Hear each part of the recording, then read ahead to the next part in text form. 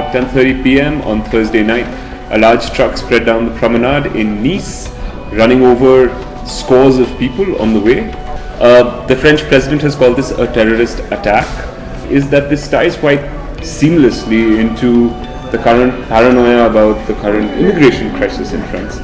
I mean, the far right is really able to use a lot of the attacks that have happened as an opportunity to really push their rhetoric about anti-immigration, and as a way to gain support. And so, I think the Pew Research Centre had done a study that shows that in the minds of many Europeans, all over Europe, not just in France that has had some of the most attacks in recent history, link between, in their minds, not actually in real life, but in their minds, between immigration and a rise in Muslim terrorism.